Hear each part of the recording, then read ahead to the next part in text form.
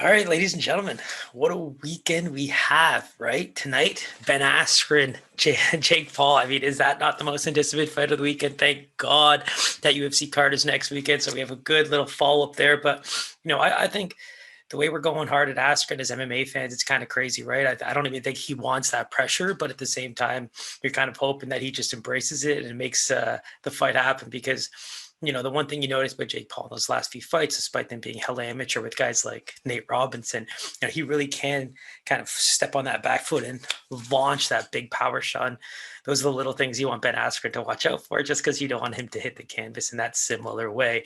So everybody put their hands together, regardless of who wins. You just want it to be a good, fun fight. I mean, we all know who we kind of want to win, so let's just stick with the guns there. And then we got UFC Vegas 24, ESPN 22, if you will. Big night of fights, right? So we're going to kick it off right away. If you haven't already, hit the like button, subscribe, hit that bell. By next week, we're going to have a whole revamped outlook on these fights. So look forward to that. So we'll get this one out of the way and kind of look forward to UFC 261. But here we go. Let's get right into it with Anthony Birchak and Tony Gravely. I really think that both guys are bringing in some really good wrestling here. I think that when you look at Tony Gravely's two-time high school state wrestling championship coming out of ATT, when you look at his last fight, I think he was able to use the wrestling fairly well. There were moments in that first round where you kind of saw him get clipped, right? He had to kind of show some resiliency there. I think that could have gone either way in those moments, but he's able to get those two hands together behind the back and really force the takedowns. He was doing it all fight. I like the cardio. Those are the little things that I took away from the debut there, because I think the big thing is his record is beautiful. Only losses to Patchy Mix and Brett Johnson since like 2018. That's a big deal.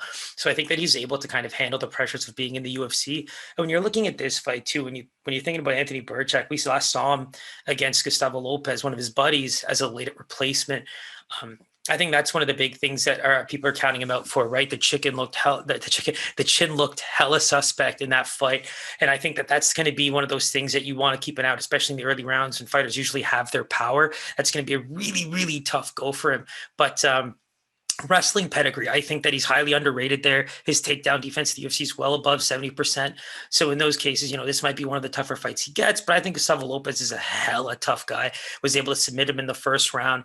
Again, that was a short notice fight. So in this one, you kind of expect, a bit more discipline, chin down, maybe not go so crazy on the strikes, because you know that you're going up against a very good wrestler where you maybe actually might be able to stand your own when it comes to the striking game. So I think a lot of people have written him off when it comes to just the overall chin. And looking at Gravely's wrestling over the last little bit, it predicts a fight where he's going to be able to dictate pace. He's going to be able to get his takedowns in, maybe get a finish on the ground and pound style. But I think people can't count out Birchak.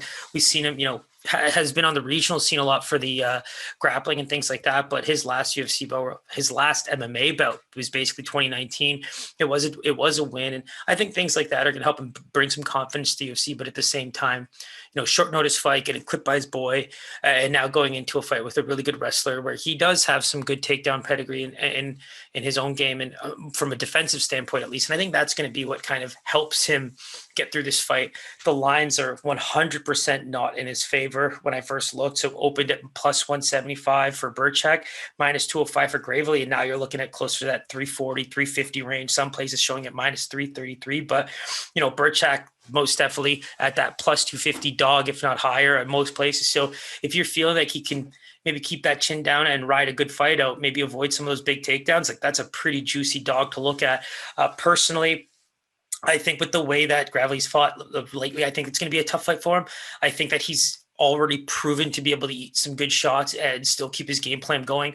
Those are the fighters that always kind of catch my eye, because if you're able to take big shots, and especially if you're a wrestler and be able to employ that, I mean, you really are going to be able to dictate, when and where the fight goes to the ground, especially if you need a few minutes to kind of get your win back and get your head under you. So I really like this fight from a stylistic perspective. I think that Birchak's going in as a highly underrated wrestler, but his takedown defense has been proven. I think Gravely's going to be really tested here in terms of, if I do get hit with big shots and I do get stunned early, am I able to take this fight to the ground? Because if he isn't, and Birchak turns this into a dog fight where maybe his chin does hold up, I think you're going to be looking at a lot closer fight than these Vegas odds suggest. So keep an eye out for that one. I think it's a phenomenal way to kick off the night of fights. But yeah, I'm going to have to kind of edge with Gravely here a little bit. But I don't think that these odds are very, very close in terms of what Birchak might be able to bring to the table. So stick around for that one. It's going to be a beauty.